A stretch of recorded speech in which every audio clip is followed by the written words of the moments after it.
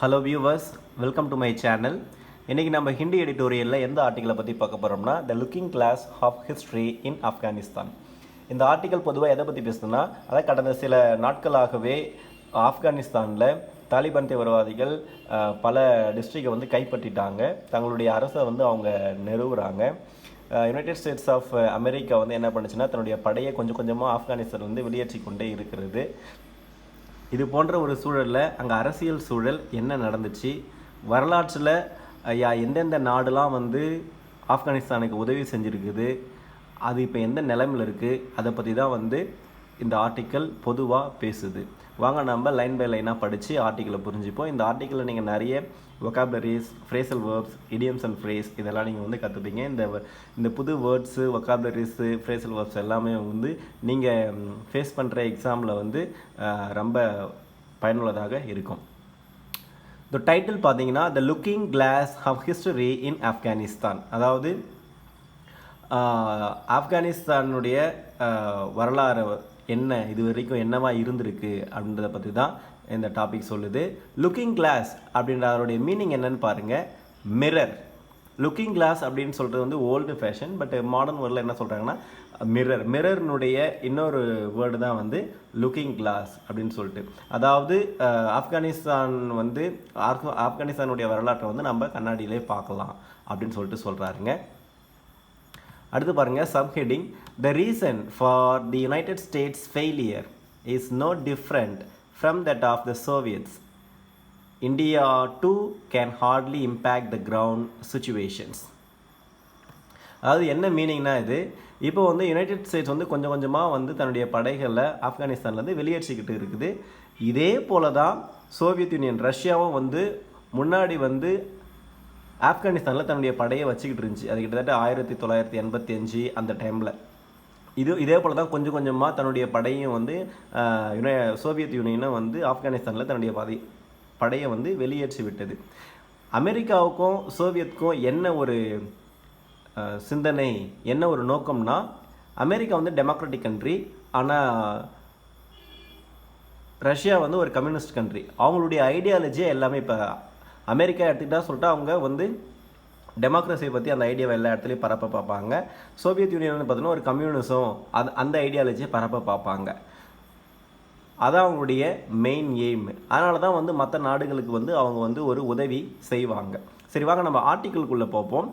USA failure, அது ஏன் இப்போ கொஞ்சம் கொஞ்சமாக தன்னுடைய படையை வெளியேற்றிக்கிட்டு வருதுன்னா, அது ஒரு சில விஷயத்தில் தோல்வி அடைஞ்சிருச்சு. இதே தோல்வியை தான் வந்து சோவியத் யூனியனும் ஆப்கானிஸ்தானில் சந்திச்சுது அப்படின்னு சொல்லிட்டு ஆத்தர் சொல்கிறாரு.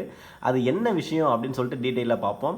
இந்த சென்டென்ஸில் டிஃபிகல்ட்டான வேர்ட்ஸ் உங்களுக்கு என்னென்னு பார்த்தோம்னா, கிரவுண்ட் சிச்சுவேஷன் அப்படின்னு இருக்கும். அதாவது களநிலை என்னவா இருக்குது, அந்த களநிலையில் எவ்வளவு தாக்கத்தை ஏற்படுத்தும், இம்பேக்ட்னா தாக்கத்தை ஏற்படுத்துதல், அதுதான் அதனுடைய பொருள். வாங்க லைன் பை லைனாக படிக்கலாம். So Mikhail Gorbachev became General Secretary of the Communist Party of the Soviet Union in March 1985. இந்த நவுன் இருக்கு இல்லைங்களா, மிக்ஹெயில் கோர்பாச்சே, இவர் வந்து 1985 வந்து சோவியத் யூனியனில் கம்யூனிஸ்ட் பார்ட்டியில் வந்து ஒரு ஜென்ரல் செக்ரட்டரியாக ஆகிறாரு. ஏன்னா ஒரு முக்கியமான ஆளுங்க. ஸோ பை தென் மீன்ஸ் அப்பொழுது, அதற்குள்ளாக Soviet forces had been in Afghanistan for over 5 years. கிட்டத்தட்ட 5 வருஷமாக வந்து 1985 அந்த நேரத்தில் வந்து 5 வருடமாக வந்து சோவியத் யூனியனோட ஃபோர்ஸஸ் வந்து எங்கே இருந்தது, ஆப்கானிஸ்தானில் இருந்தது அப்படின்றாருங்க ஆத்தர். அதுக்கப்புறம் பாருங்கள், they had failed to successfully combat the mujahideen groups, most of whom were based in Pakistan. So அந்த 5 வருஷம் வந்து அங்கே வந்து அவங்க இருந்தாலும், ஆப்கானிஸ்தானில் முகாமிட்டு இருந்தாலும், இந்த முஜாஹிதீன் குரூப் அப்படின்றத வந்து அவங்க வந்து என்ன பண்ணாங்கன்னா, அவங்கள வந்து தோற்கடிக்க அவங்க வந்து தவறிவிட்டார்கள். யார்? Soviet union forces. எப்பயுமே வந்து ஆப்கானிஸ்தானில் வந்து ஒரு பல குழுக்களாக இருக்கிறாங்க. தாலிபான் ஒரு குழு, அது போல் முஜாஹிதீன் இவரது ஒரு குழு, இது போல் பல குழுக்கள் உண்டாக்கப்பட்டது தான் ஆப்கானிஸ்தானு. இந்த முஜாஹிதீன் குரூப்பை வந்து யார் வந்து சப்போர்ட் பண்ணது அப்படின்னா பாகிஸ்தான். அவங்க வந்து பாகிஸ்தான் அவங்களுக்கு சப்போர்ட் பண்ணாங்க. அவங்கள வந்து சந்தித்து சண்டையிட்டு முறியடிக்கிறதுக்கு அவங்க தவறிட்டாங்க அப்படின்னு சொல்லிட்டு ஆத்தர் சொல்கிறாருங்க. கொம்பட்னா அவங்கள சண்டை போட்டு தடுக்கிறது, அதில் வந்து தவறிட்டாங்க அப்படின்னு சொல்லிட்டு சொல்கிறாங்க.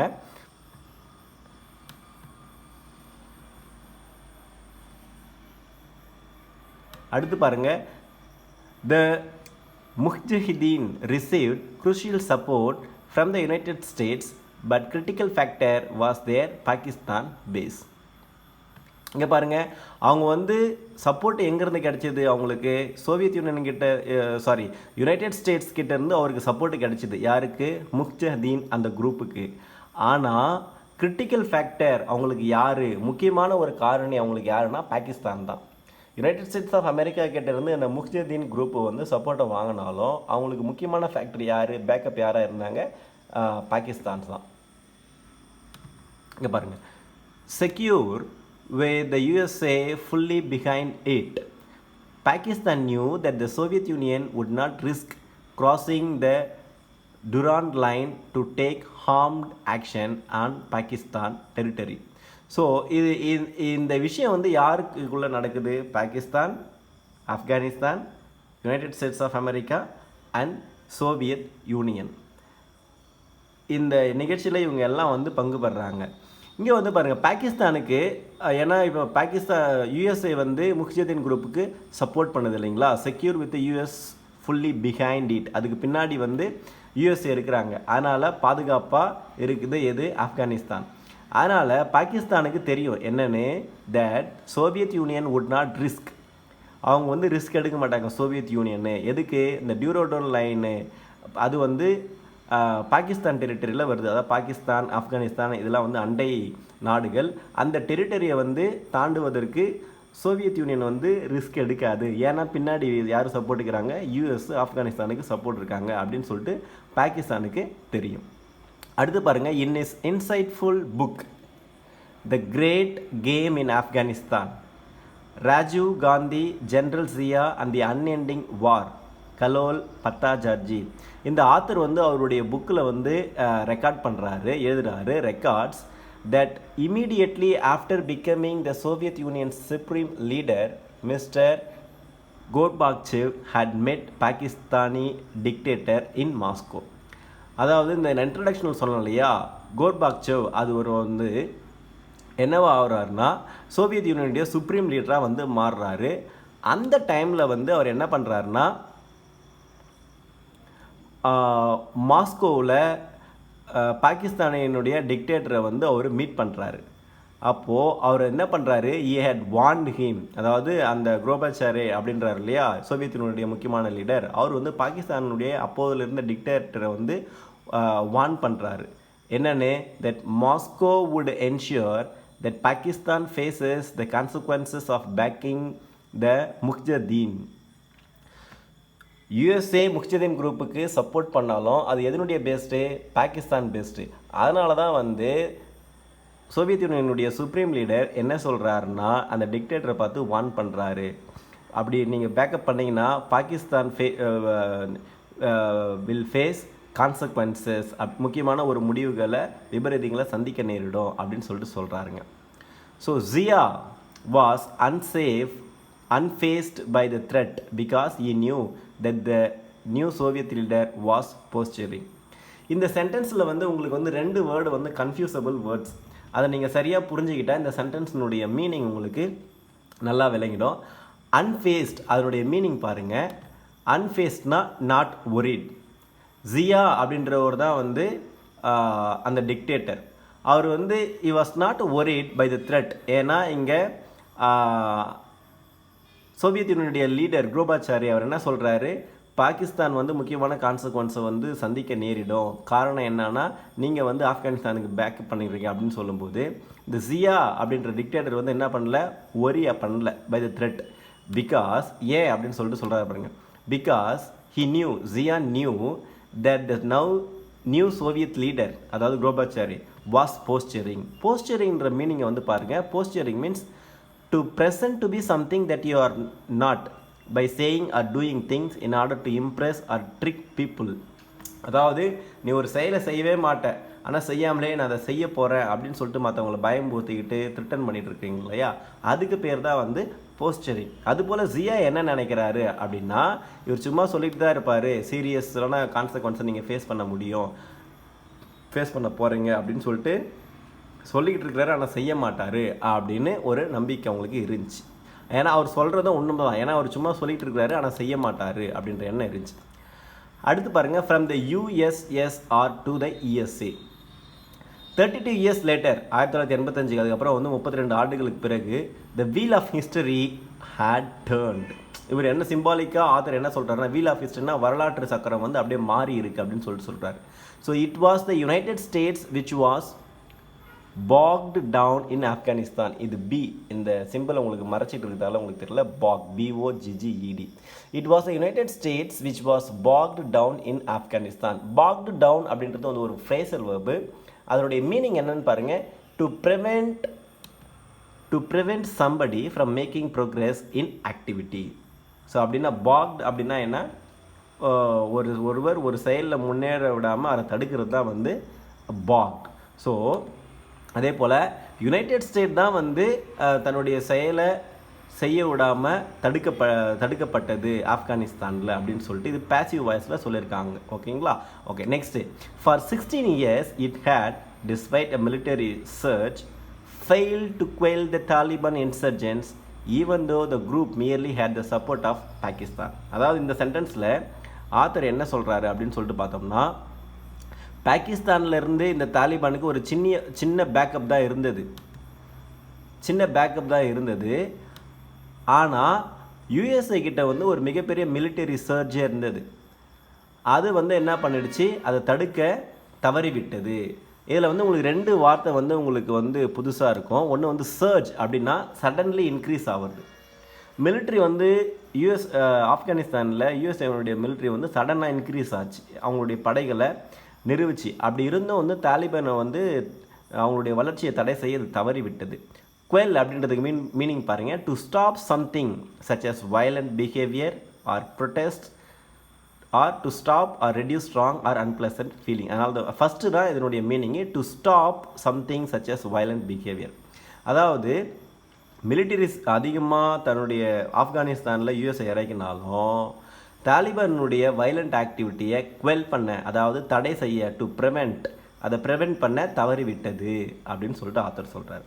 So the reason for the USA's failure was no different from that of சோவியட்ஸ்.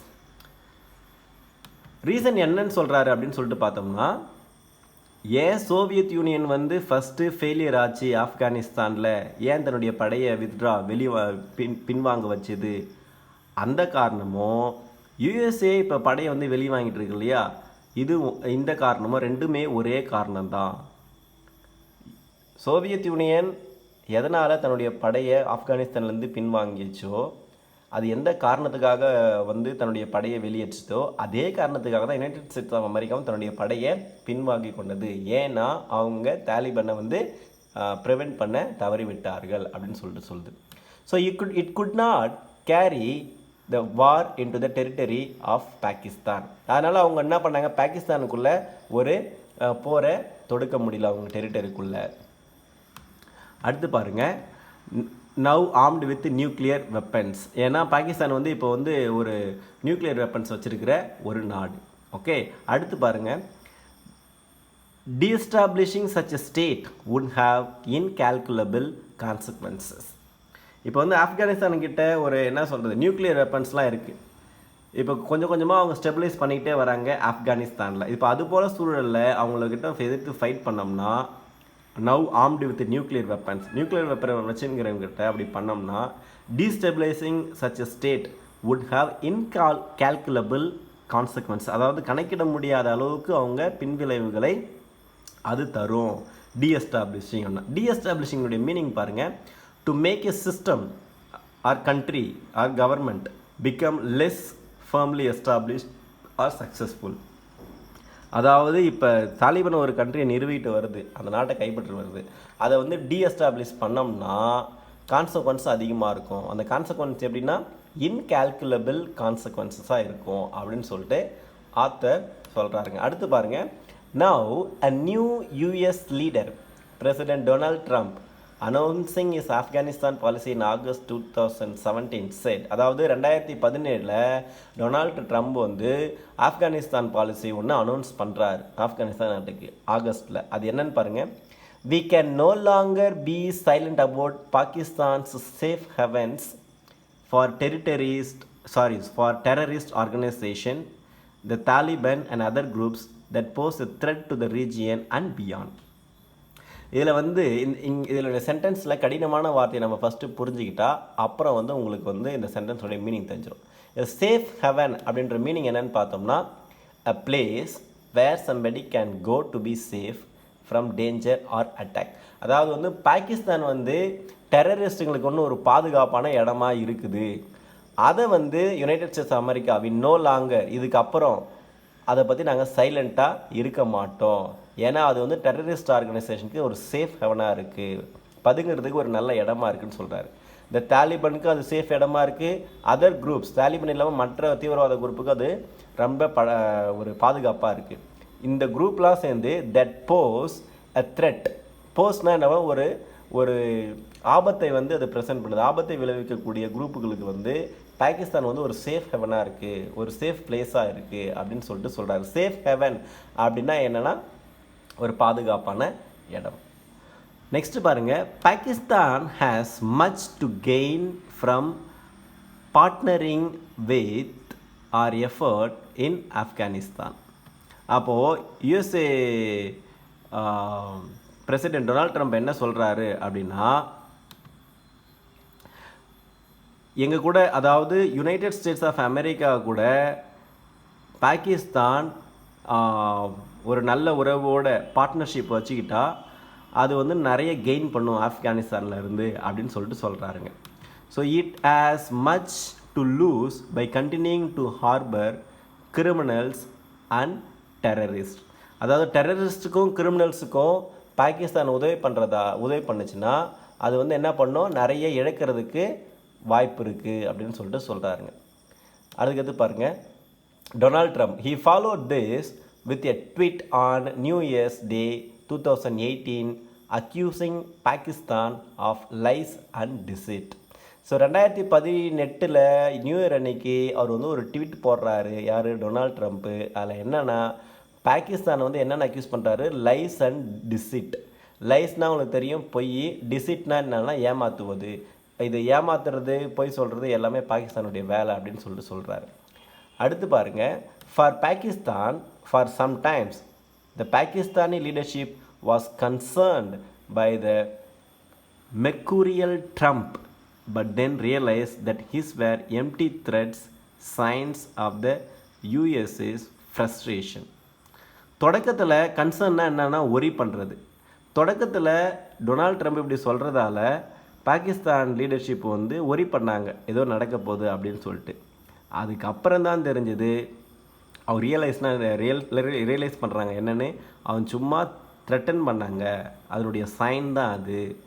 USA tension ஆகி ஃப்ரஸ்ட்ரேஷன் ஆகி, ஏன்னா பாகிஸ்தான் வந்து ஆப்கானிஸ்தானுக்கு சப்போர்ட் பண்ணுறதுல ஒரு டென்ஷனில் ஃப்ரஸ்ட்ரேஷனில் அது மாதிரி சொன்னாங்க. மற்றபடி டொனால்ட் ட்ரம்ப் எந்த ஆக்ஷனும் எடுக்கலை அப்படின்றது வந்து லேட்டாக தான் புரிஞ்சுது. So it continued. அடுத்து பாருங்கள். It continued with it's Afghan policy as before. ஏன்னா அவர் ஏற்கனவே இருந்த பாலிசியோட மறுபடியும் வந்து என்ன சொல்கிறாங்க, அதே பாலிசியை தான் வந்து ஆப்கானிஸ்தான் நாட்டோட வந்து அதே பாலிசி வந்து அவங்க கண்டினியூ பண்ணாங்க. அடுத்து பாருங்கள். a thread in these approaches. இந்த அப்ரோச்சஸில் என்ன ஒரு இணைப்பு இருக்குது அப்படின்னு சொல்கிறாங்க பாருங்கள். Within a year of taking over, Mr. Gorbachev was convinced that the Soviet Union's Afghanistan quest was futile. அதாவது 1985 குரோபச்சாரி அப்படின்றவர் வந்து சோவியத் யூனியனுடைய லீடராக ஆகிறாரு. அதுக்கப்புறம் டேக்கிங் ஓவர்னா கண்ட்ரோல், ஓகே, டேக்கிங் ஓவர்னா கண்ட்ரோல் எடுத்துக்கிறது அந்த நாட்டை. அப்போது வந்து he was convinced, அதாவது அவர் வந்து ரொம்ப என்ன சொல்கிறாரு, உணர்ந்து சொல்கிறாரு, சோவியத் யூனியன் அதாவது ரஷ்யாவுக்கு ஆப்கானிஸ்தானை கைப்பற்றணும் அந்த தாகம் வந்து ஃபியூட்டைல் அப்படின்னு சொல்லிட்டு சொல்கிறாரு. ஃபியூட்டைல்னா என்ன, வேஸ்ட்டு, வீணானது, அதான் நாட் யூஸ்ஃபுல் அப்படின்னு சொல்லிட்டு சொல்கிறாருங்க. இனிமேல்ட்டு நம்ம ஆப்கானிஸ்தானை கைப்பற்ற வேண்டியதில்லை அப்படின்னு சொல்லிட்டு குரோபாச்சாரி சோவியத் யூனியனுடைய லீடர் ஆனவுடனே சொல்கிறாருங்க. இன் February 1986, he told Communist Party that Afghanistan had become a bleeding wound. பார்த்தீங்களா, அது வந்து தன்னை ரத்தம் கசியும் ஒரு காயமாக ஆப்கானிஸ்தான் மாறிவிட்டது அப்படின்னு சொல்லிட்டு 1986 கம்யூனிஸ்ட் பார்ட்டிக்கிட்ட சொல்கிறாருங்க அவங்க நாட்டில். ஏன்னா இதுக்கப்புறம் சோவியத் யூனியன் ஆப்கானிஸ்தானில் தன்னுடைய படையை வச்சுக்க விரும்பலை அப்படின்னு சொல்லிட்டு அதை சொல்கிறாருங்க. He noticed, அடுத்து பாருங்க, he now decided to prepare for the retreat of the Soviet forces. அதாவது தன்னுடைய ஃபோர்ஸஸை அங்கேருந்து மூவ் பண்ணிக்க டிசைட் பண்ணிட்டாரு. ரிட்ரீட் அப்படின்னா டு மூவ் பேக், அதாவது வந்து அங்கேருந்து சோவியத் யூனியன் தன்னுடைய படைகளை ஆப்கானிஸ்தான்லேருந்து மூவ் பண்ண டிசைட் பண்ணிட்டாருங்க. So his aim was to have an orderly withdrawal. Afghanistan ஒரு ப்ளீடிங் உண்டாக மாறிடுச்சு அப்படின்னு சொல்லிட்டு அவருடைய எய்ம் என்னவாக இருந்துச்சு, ஆர்டராக அங்கேருந்து வித்ட்ரா பண்ணிடுறது, வெளியேறி விடுறது, பின்வாங்குவது, அதான் வித்ட்ராவலுக்கான அர்த்தம். அடுத்து பாருங்கள், he also abandoned, கைவிட்டுட்டார், the idea of leaving behind a socialistic government and sought to have a broad-based one which would include the Mujahideen. அதாவது சோஷியலிஸ்ட் ஐடியாவை, கம்யூனிஸ்ட் ஐடியாவை ஆப்கானிஸ்தானில் நிறுவலான்னு நினச்ச அந்த குரோபாச்சாரியா என்ன பண்ணுறாருன்னா அதை கைவிட்டுட்டார். லீவிங் பிஹைண்ட்னா அதை கைவிட்டுட்டார். அதுக்கு பதிலாக என்ன நினச்சாருன்னா he sought to have a broad-based one which would include the Mujahideen. அதாவது சோஷியலிஸ்ட் ஐடியா மட்டும் இல்லை, நிறைய குழுக்கள் இருக்கு இல்லையா, அவங்களுடைய ஐடியாலஜியும் ஒன்றா சேர்த்து ஒரு கண்ட்ரியாக உருவாக்கலாம் அப்படின்னு சொல்லிட்டு வந்து அவர் அந்த முடிவுக்கு வந்தார்.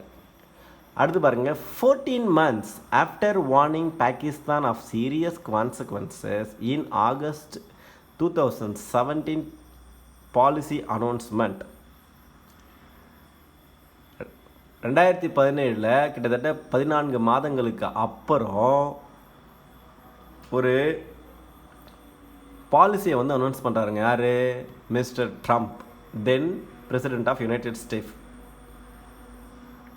Mister Trump to caved in and authorized talks between United States diplomats and Taliban representatives in Doha. அதாவது 2017 ஒரு பாலிசி அனௌன்ஸ் பண்ணுறாருங்க. அதில் என்னென்னு சொல்கிறாருங்கன்னா, caved in அப்படின்ற இதுக்கு பாருங்கள், அதாவது தாலிபானுடைய ரெப்ரசன்டேட்டிவ்ஸ்க்கும் யுனைடெட் ஸ்டேட்ஸ் ஆஃப் அமெரிக்காவுடைய டிப்ளமேட்ஸுக்கும் ஒரு டாக்கை வந்து அதிகாரப்பூர்வமாக அறிவிக்கிறாரு. இதில் வந்து பாருங்கள், ஆத்தரைஸ்னால் அதிகாரப்பூர்வமாக அறிவிக்கிறது, அதான் ஆத்தரைஸ் பண்ணுறது. கேவ் இன் அப்படின்ற வார்த்தைக்கு பாருங்கள், இது வந்து gave in, to finally do what somebody wants after you have been strongly opposing them. மனாலாக வந்து ட்ரம்ப்பும் வந்து தாலிபானை வந்து அவாய்ட் பண்ணிகிட்டு இருந்தார். ஆனால் 2017 ரெண்டு பேருக்கும் ஒரு டாக்கை அவர் வந்து ஆத்தரைஸ் பண்ணுறாருங்க, டாக் நடத்த சொல்லி, ஒரு பேச்சுவார்த்தை நடத்த சொல்லி. அதுக்கடுத்து பாருங்கள், in these talks the USA's principal objective, அந்த டாக்கில் அவருடைய முதன்மையான நோக்கம், அப்ஜெக்டிவ்னா நோக்கம் என்னென்னா, was to secure Taliban guarantee that it would not harbour international terrorist group in territories under its control. அந்த டாக்கில் என்னென்னா அவங்களுடைய முதன்மையான நோக்கம், யூஎஸ்ஏனுடைய நோக்கம் என்னென்னா,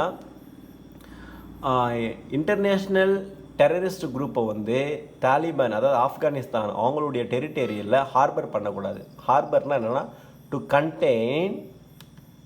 to contain something and allow you to develop. அதாவது ஹார்பர்னால் அவங்கள வந்து ஸ்டாப் பண்ணி அப்புறமேல்ட்டா வந்து அவங்கள அலோவ் பண்ணி டெவலப் பண்ணக்கூடாது, முன்னேற்றத்திற்கு வழிவகுக்கக்கூடாது, அதான் அதனுடைய பொருள். என்ன மீனிங்னா அந்த சென்டென்ஸில், தாலிபான்ஸ் வந்து என்ன பண்ணணும்னா அவங்களுடைய டெரிட்டரியில் டெரரிஸ்ட் குரூப்பை வந்து அவங்கள வந்து டெவலப் பண்ணக்கூடாது அப்படின்னு சொல்லிட்டு அந்த டாக்கில் யுனைடெட் ஸ்டேட்ஸ் ஆஃப் அமெரிக்காவுடைய டிப்ளமேட்ஸ் வந்து தாலிபான் குரூப்புக்கு ஒரு கோரிக்கை வைக்கிறாங்க. அதான் அந்த டாக்கில் பிரைமரி அப்ஜெக்டிவ்ஸ். அடுத்து பாருங்கள், and like the Soviet Union,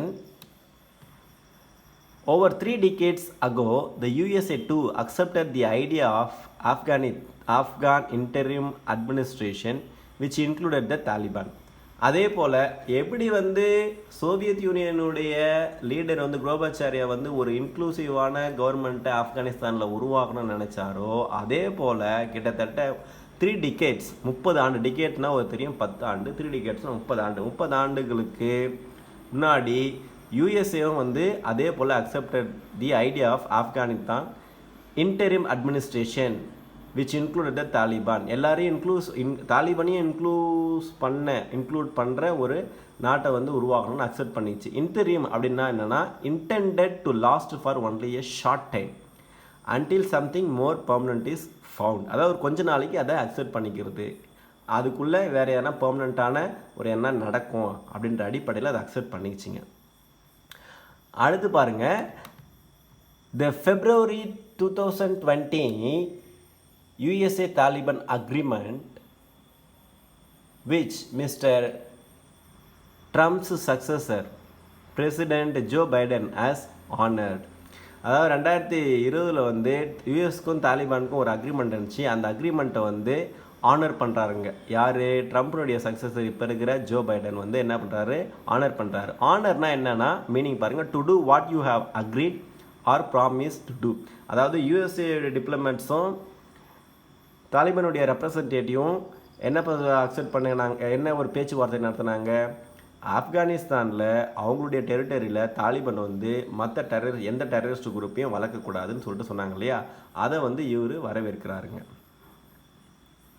அதே மாதிரி ஒரு இன்க்ளூசிவான கவர்மெண்ட்டு அமையணும் அப்படின்றதையும் வந்து அவர் ஒத்துக்கிறாருங்க. Biden has honoured mark the strategic defeat of the world's preeminent global power. Soviet Union வந்து எப்படி வந்து தன்னுடைய படையை வித்ட்ராவல் பண்ணிச்சோ, ஏன்னா அது ஃபெயிலியர் ஆயிடுச்சு தாலிபானை கண்ட்ரோலுக்குள்ளே வச்சுக்கிறதுக்கு. அதே போல் ஜோ பைடனும் சொல்கிறாருங்க, நாங்கள் வந்து கண்ட்ரோலில் வச்சுக்க முயற்சி செஞ்சோம், அதனால் அது நாங்கள் இப்போ தவறிட்டோம், அது வந்து எங்களுடைய ஸ்ட்ராட்டஜிக் டிஃபீட் அப்படின்னு சொல்லிட்டு ஒத்துக்கிறாரு. வேர்ல்டு ப்ரீ எமினன்ட் மிகவும் முக்கியமான குளோபல் பவர் யாருன்னா அமெரிக்கா, அதுவே அது வந்து தன்னுடைய strategic டிஃபீட்டை ஒத்துக்குது. So it was reminiscent of the Geneva Accords of 1988, which were strategic defeat of then superpower the Soviet Union. Reminiscent என்ற மீனிங் பாருங்கள், ரெமினிசென்ட்னா ரிமைண்டிங். இது வந்து ரிமைண்டிங். ஜெனீவாவுடைய அக்கார்ட்ஸ் ஆஃப் 1988 வந்து ரிமைண்ட் பண்ணுறது தான். ரிமைண்டிங் தான் ரெமினிசென்ட்னு பொருள். ஜெனீவா அக்கார்ட்ஸ் ஆஃப் 1988 என்ன சொல்லுதுன்னு பார்ப்போம் வாங்க. So the Geneva accord signed on 14 April 1980. 1988 April மாதம் 14 வந்து இதை சைன் பண்ணாங்க ஜெனீவா அக்கார்ட். அது என்னன்னு பார்ப்போம். ஆப்கானிஸ்தானுக்கும் பாகிஸ்தானுக்கும், between Afghanistan and Pakistan with the USA and USSR serving as guarantors, facilitated by the withdrawal of the Red Army from Afghanistan. அதாவது Soviet யூனியனும் United states வந்து என்ன பண்ணுதுன்னா தன்னுடைய படைகளை வந்து அங்கேருந்து வித்ட்ரால் பண்ணிக்கணும். அதுக்கப்புறம் பாருங்கள், the accord contained provision for the time table of the withdrawal of Soviet troops from Afghanistan. ஆப்கானிஸ்தானில் இருந்து தன்னுடைய படைகளை வெளியேற்றுவதற்கான கால அட்டவணையை அந்த ஜெனீவா அக்கார்ட்ஸ் கொடுக்குது. It officially began on 15th May 1988 and ended by 15 February 1918. இந்த கால அளவுக்குள்ளே இந்த அக்ரிமெண்ட் அந்த படையை வந்து வித்ட்ரா பண்ணிச்சு.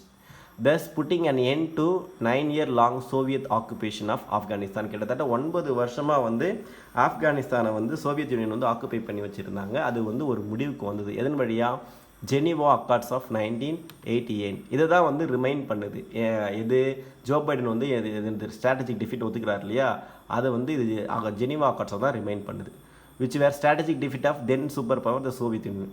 ஸோ அதுக்கப்புறம் பாருங்கள், they both paved the way for safe withdrawal foreign forces. இதில் வந்து பார்த்திங்கன்னா போத் ஓகே, பேவ்டு வேனா வழிவகுக்கிறது, அதான் அதனுடைய பொருள். பேவ் த வேனா என்ன, வழிவகுக்கிறது. எதுக்கு? For the safe withdrawal of foreign forces. அதாவது ஆப்கானிஸ்தானில் யுனைடெட் ஸ்டேட்ஸ் அதனுடைய படையை பாதுகாப்போடு வெளியேற்றுவதற்கு ஒரு வழிவகுத்தது. எது? Geneva accords of 1988.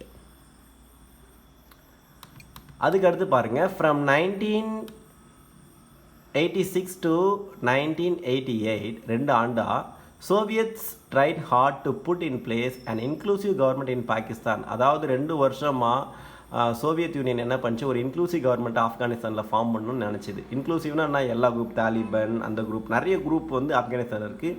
அதை எல்லாம் அரவணைச்சு ஒரு கவர்மெண்ட்டை உருவாக்கணும்னு சொல்லிட்டு ட்ரை பண்ணிச்சு. ட்ரை ஹார்ட், புட் இன் பிளேஸ்னால் அந்த இடத்துல வந்து அந்த கவர்மெண்ட்டை உருவாக்குது, அதான் அதனுடைய அர்த்தம். Najibullah, a forceful if brutal Afghanistan leader of Pashtun ethnicity became president in 1986. நஜிபுல்லான்றவர் வந்து ஒரு ஃபோர்ஸ்ஃபுல்லு ஆப்கானிஸ்தான் லீடர். அவர் எந்த கேங்க்கு, எத்தனிசிட்டி, எந்த இனத்தை சேர்ந்தவர்னா பாஸ்தூன் அப்படின்ற எத்தனிசிட்டியை சேர்ந்தவர். அவர் வந்து 1987 வந்து என்ன செஞ்சார், பிரசிடெண்ட்டாக ஆனார் ஆப்கானிஸ்தானில். He virtually abandoned communist ideology for Afghan nationalism and stressed the country's Islamic heritage. அதாவது ஆப்கானிஸ்தான் தன்னுடைய படையை அங்கே நிறுவியிருந்த போது அவங்களுடைய கலாச்சாரம் தான் இருந்துச்சு, கம்யூனிஸ்டுடைய ஐடியாலஜி. அதை வந்து அவர் என்ன பண்ணுறாரு, வேர்ச்சுவலின்னா பேச்சு அளவில் என்ன பண்ணுறாரு, கைவிட்டுடுறாரு. அபேண்டன் மீன்ஸ் கைவிடுதல். கம்யூனிஸ்ட் ஐடியாலஜியை கைவிட்டுட்டு ஆப்கானிஸ்தான் நேஷ்னலிஸ்ட், ஆப்கான்றது ஒரு நேஷ்னல், ஒரு தேசிய உணர்வை வந்து அவர் வந்து அதுக்கு முக்கியத்துவம் கொடுத்தார். ஸ்ட்ரெஸ்னா எம்பசிஸ் கொடுத்தாரு, அதற்கு முக்கியத்துவம் கொடுத்தார். இஸ்லாமிக் ஹெரிட்டேஜ்னா இஸ்லாமிய பாரம்பரியம், ஹெரிட்டேஜ் மீன்ஸ் பாரம்பரியம், அதான் அதனுடைய பொருள். So he reached out to all sections of Afghan society. நான் ஏற்கனவே சொல்லியிருக்கிறேன், ஆப்கான்ஸில் நிறைய சொசைட்டி, நிறைய குரூப் இருக்குது. அது எல்லாத்தையும் வந்து இவர் போய் சந்திக்கிறாரு. த USA and Pakistan seemed to go along with the idea of an inclusive government as long as final assurance of Soviet Union withdrawal was not gained. அதாவது சோவியத்தினுடைய வித்ட்ராவல் வந்து முழுவதும் வெளியேற்றும் வரை என்ன பண்ணணும்னா யூஎஸ்ஏவும் பாகிஸ்தானும் ஒன்றுக்கு ஒன்று ஒரு இன்க்ளூசிவ் கவர்மெண்ட் அமைக்கணும் அப்படின்ற ஐடியாவை இருப்பது போல் தெரிந்தது அப்படின்னு சொல்லிட்டு ஆத்தர் சொல்கிறாருங்க. அடுத்து பாருங்கள், இப்போ வந்து சோவியத் யூனியனுடைய பங்கு என்ன ஆப்கானிஸ்தானுடைய கவர்மெண்ட் ஃபார்ம் பண்ணுறதுல, யுனைடெட் ஸ்டேட்ஸ் ஆஃப் அமெரிக்காவினுடைய கான்ட்ரிபியூஷன் என்ன ஆப்கானிஸ்தானில் கவர்மெண்ட் ஃபார்ம் பண்ணுறதுன்னு பார்த்தோம். அதுக்கடுத்தது இந்தியா என்ன பண்ணியிருக்கு, இந்தியன் இனிஷியேட்டிவ் வந்து நம்ம பார்க்க போகிறோம். எடுத்து பாருங்கள், சிக்னிஃபிகண்ட்லி முக்கியத்துவம் வாய்ந்த India to advocated broad based government. ஏன்னா எல்லாத்தையும் ஒரு இன்க்ளூட் பண்ண ஒரு ப்ராட் பேஸ்டு கவர்மெண்ட்டை ஆப்கானிஸ்தான் நிறுவனம்னு இந்தியாவும் அட்வொகேட் பண்ணுது, ப்ரமோட் பண்ணுது, ப்ரப்போஸ் பண்ணுது, சப்போர்ட் பண்ணுது. And prime minister Rajiv Gandhi வந்து அப்போ பிரைம் மினிஸ்டராக இருந்தார். அவர் என்ன பண்ணார், he was in the forefront in advocating it. அவர் தான் முன்னாடி நின்று இதை வந்து அட்வொகேட் பண்ணார், சப்போர்ட் பண்ணார். India took active measure means இங்கே என்னென்னா ஒரு அஃபிஷியல் ஆக்ஷன்ஸ், ஓகே, அதை தான் வந்து மெஷர்ஸ் அப்படின்னு சொல்லுவாங்க. அஃபிஷியல் ஆக்ஷன்ஸ், டுக்னா ஒரு செயல்படுறது, எடுத்து செஞ்சாங்க. So India took active measures including contacting the former King Zahir Shah living in exile in Rome to lead it. அதாவது கிங் ஜஹீர் ஷா அப்படின்றவர் வந்து எக்ஸைல்னா என்னன்னா நாடு கடத்தப்பட்டு ரோமில் வந்து அவர் வந்து வாழ்ந்துக்கிட்டு இருந்தார். அவரை வந்து காண்டாக்ட் பண்ணார். ஏன்னா இது மாதிரி ஒரு இன்க்ளூசிவ் கவர்மெண்ட்டை ஆப்கானிஸ்தானில் நீங்கள் லீட் பண்ணணும், வழி நடத்தணும் அப்படின்னு சொல்லிட்டு அவரை காண்டாக்ட் பண்ணுறாருங்க. So this annoyed USA and Pakistan. இது வந்து யூஎஸ்ஏவுக்கும் பாகிஸ்தானுக்கும் வந்து என்ன பண்ணுச்சுன்னா ஒரு கோபத்தை வந்து வர வச்சது அப்படின்னு சொல்கிறாங்க. ஏன்னா both USA and Pakistan wanted India to assume a non-operational position on Afghan developments and restrict its role to pressing the Soviets to leave. அதாவது என்னென்னா இந்தியா வந்து ரொம்ப ஆக்டிவாக, அசியூம் மீன்ஸ் என்ன, டு டேக் அப் ரெஸ்பான்சிபிலிட்டிஸ், அதுக்கு பேர் தான் அசியூம். ரொம்ப ஆப்ரேஷ்னலாக இருக்கக்கூடாது ஆப்கானிஸ்தானுடைய கவர்மெண்ட் விஷயத்தில் அப்படின்னு சொல்லிட்டு இந்தியாவை USA வந்து வார்ன் பண்ணிச்சு. அப்புறம் அதனால் என்ன பண்ணிச்சு, இந்தியா என்ன restrict its roles to pressing the Soviets to leave. Soviet Union government தன்னுடைய படைகளை பாகிஸ்தான்லேருந்து வெளியேற்றணும், அதோடு அது அந்த கருத்தோடு அது நின்றுக்குச்சு. நெக்ஸ்ட் பாருங்கள், once it became clear that Pakistan wanted mujahideen government without Najibullah's participation or Zahir Shah's leadership, India decided to fully support the Najibullah government. அதாவது பாகிஸ்தானுக்கு என்ன தேவைப்பட்டது, நஜிபுல்லாவுடைய பார்ட்டிசிபேஷனோ அல்லது ஜாகிரினுடைய லீடர்ஷிப்போ இல்லாமல் முஹ்ஜிதீன் மட்டும் அங்கே கவர்மெண்ட் அமைக்கணும் அப்படின்னு சொல்லிட்டு பாகிஸ்தான் தேவைப்பட்டது. ஆனால் இந்தியா என்ன பண்ணுச்சுன்னா, அது அந்த விஷயத்தை தெரிஞ்சுக்கிட்டு நஜிபுல்லா கவர்மெண்ட்டை ஃபுல்லாக சப்போர்ட் பண்ணணும் அப்படின்னு சொல்லிட்டு ஒரு முடிவுக்கு வருது. This even before the last Soviet soldier left Afghanistan in February 1989. அதாவது சோவியத்தினுடைய ட்ரூப் படைகள் ஆப்கானிஸ்தான்லேருந்து வெளியேறுவதற்கு முன்னாடியே நஜிபுல்லா கவர்மெண்ட்டை அங்கே ஃபார்ம் பண்ணணும் அப்படின்னு சொல்லிட்டு இந்தியா ஆப்கானிஸ்தானுக்கு சப்போர்ட் பண்ணுச்சு. So as part of its outreach to all Afghanistan party in 1987 and 1988. So அதனுடைய ஒரு விளைவாக ஆக்டிவிட்டினா, அவுட்ரீச்னா என்னென்னா activity of an organisation that provides a service or advice. அதாவது இந்தியன் கவர்மெண்ட்டு அதுக்கு ஒரு சப்போர்ட் பண்ணுது அப்படின்றத குறிக்கிறது தான் அவுட்ரீச். 1987-88 என்ன பண்ணுது, India was also in contact with the mujahideen. அதாவது முஹ்ஜிதீன் கூட இந்தியாவும் ஒரு கான்டாக்டில் இருந்துச்சு. இன் February 1988 ராஜீவ் காந்தி மெட் Peter கலிப்ராய்த் a staffer with the USA Senate Committee on Foreign Relations and whom he had known from his youth. அதாவது இவர் படிக்கிற வயசுலேருந்து இளம் வயதுலேருந்தே பீட்டர் காலிப்ரேத் அப்படின்றவர் ராஜீவ் காந்திக்கு தெரியும். ஏன்னா அவர் யாருன்னா செனட் கமிட்டியில் ஃபாரின் ரிலேஷன் செனட் கமிட்டியில் ஒரு மெம்பராக இருந்திருக்கிறாருங்க. அது பாருங்கள், பட்டர்ஜெர்ஜி ரெக்கார்ட் பண்ணுறாரு என்ன, to கால்பிரேத் surprise, Rajiv said that India had reached out to all sections including Mujahideen inside Pakistan and Afghanistan and was now assessing the entire formula for broad-based government in Kabul. அதாவது அந்த USA senate member கூட அவருடைய சர்ப்ரைஸ்க்கு ராஜீவ் காந்தி என்னன்னு சொல்கிறாருன்னா, நாங்கள் ஆப்கானிஸ்தானில் எல்லா செக்ஷனையும் சென்று அடைஞ்சிட்டோம், முஹ்ஜிதீனை கூட நாங்கள் பார்த்து பேசிட்டோம், அங்கே ப்ராட் பேஸ்டு கவர்மெண்ட் ஃபார்ம் பண்ணுறதுக்கு அப்படின்னு சொல்லிட்டு சொல்கிறாருங்க.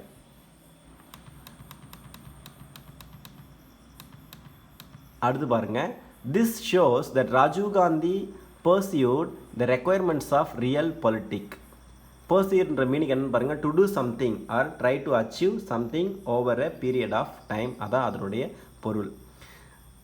Real politic means a system of politics that is based on the actual situation. அங்கே என்ன நடக்குதோ அதனுடைய ரியல் சுச்சுவேஷனுடைய அடிப்படையாக கொண்ட ஒரு அரசியல். அதுதான் தட்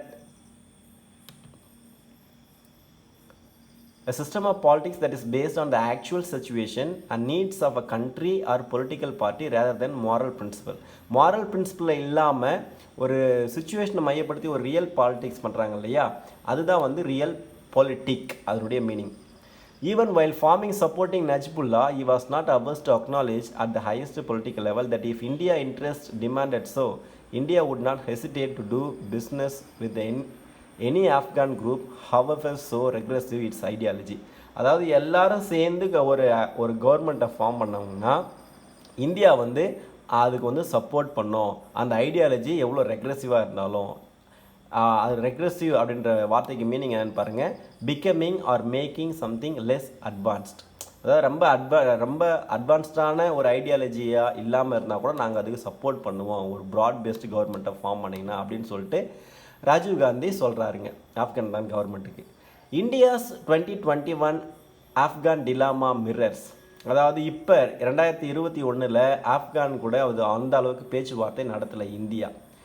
இங்கே பாருங்கள், மிரர்னா என்ன, டு ரிஃப்ளெக்ட், அதான் டு அன் எக்ஸ்டென்ட் ஆப்கான் திங்கள மிரர்ஸ் இது ரிஃப்ளெக்ட் ஆகுது, டு அன் எக்ஸ்டென்ட்னா டு சர்டன் லெவல், அதான் அதனுடைய மீனிங்.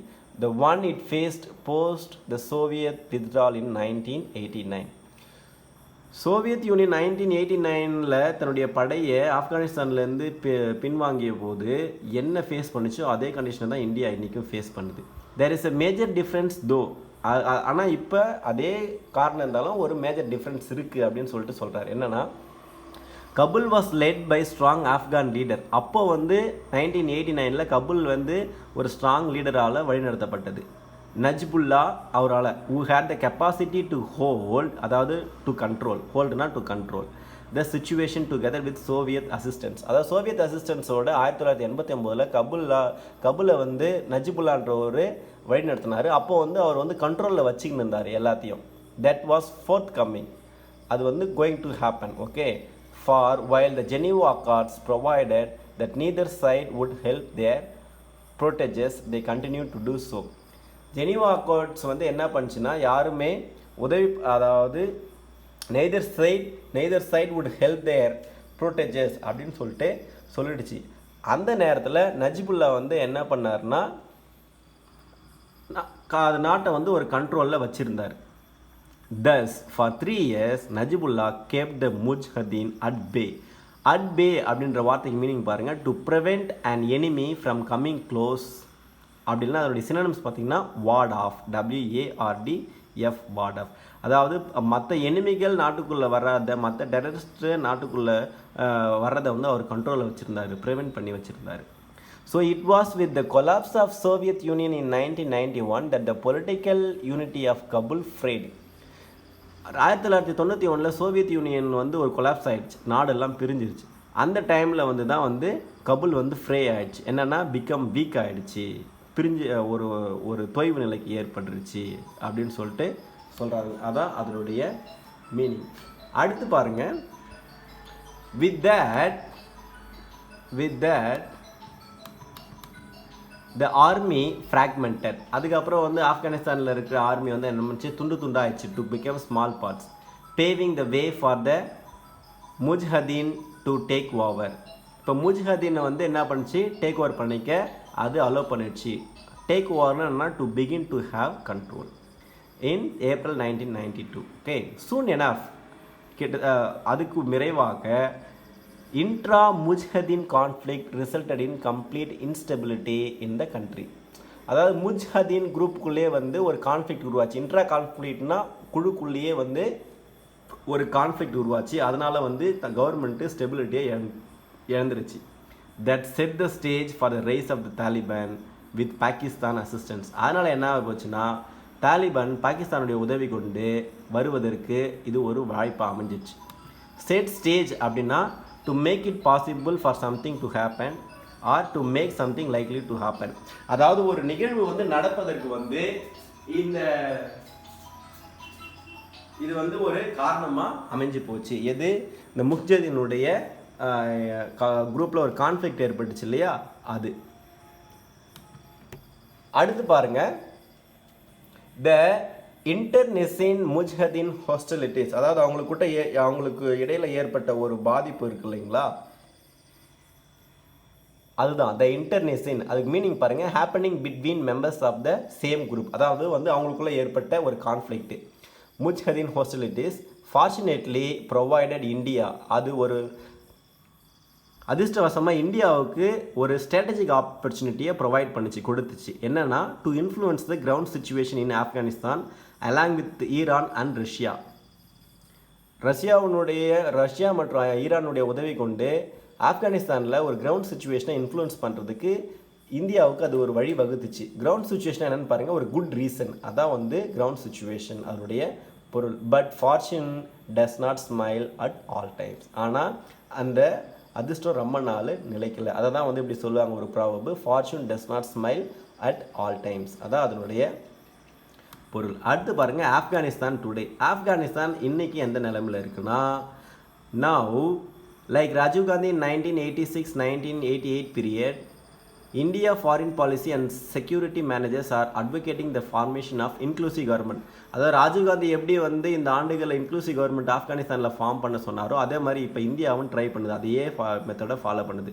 ஸோ ஹோஸ்டென்சிபிலியோட மீனிங் பாருங்கள், stated to be real but when this is not the case. அதான் அதனுடைய பொருள். ரியலாக இருக்குன்னு சொல்லுவாங்க, ஆனால் அது ரியலாக இல்லை. அதான் ஹோஸ்டென்சிபிலி, அதான் அதனுடைய பொருள். So ostensibly are the western powers including the யூஎஸ்ஏவும் வந்து இதில் வந்து இன்வால்வ் ஆகிற மாதிரி இருக்குது அப்படின்னு சொல்கிறாங்க, ஆனால் கிடையாது. The problem is that Afghanistan president Ashraf Ghani is no Najibullah. இப்போ வந்து அதாவது நஜ்புல்லான்ற நாட்டை கண்ட்ரோலில் வச்சுருந்தார். ஆனால் அவரை போல் இல்லை இப்போ இருக்கிற பிரசிடெண்ட்டு அப்படின்னு சொல்லிட்டு சொல்கிறாருங்க. அவர் யார்? Ashraf Ghani. So his capacity to hold Kabul together is questionable. அதாவது ஒரு கேள்விக்குள்ளாயிடுச்சு. இவர் வந்து கண்ட்ரோலில் வச்சிடல நாட்டை. பிசைட்ஸ்னால் மேலும் த கபுல் பொலிட்டிக்கல் எலைட், அதாவது பொலிட்டிக்கலில் அரசியல் சார்ந்த பிரிவுங்க இருக்காங்க இல்லையா, is at odds with itself and if it frays will the Afghan national security forces remain united. அதாவது இப்போ இருக்கிற பிரசிடெண்ட் வந்து அஷ்ரஃப் கானி வந்து நாட்டை கண்ட்ரோலில் வச்சுக்கணும் இல்லை, பொலிட்டிக்கல் குரூப்பை வந்து பொலிட்டிக்கல் எலிட்டை வந்து கண்ட்ரோலில் வச்சிடல. அட் ஹோட்ஸ்னால் என்னென்னு பாருங்கள், to be different from something, அதாவது அவங்களுக்குள்ளேயே கான்ஃப்ளிக்ட் வந்துச்சு. அப்படி இருக்கும்போது ஆப்கானுடைய நேஷனல் செக்யூரிட்டி ஃபோர்ஸஸ் வந்து யுனைட்டடாக இருக்காது, சேர்ந்து இருக்குமா அப்படின்னு சொல்லிட்டு ஆத்தர் கொஸ்டின் பண்ணுறாருங்க.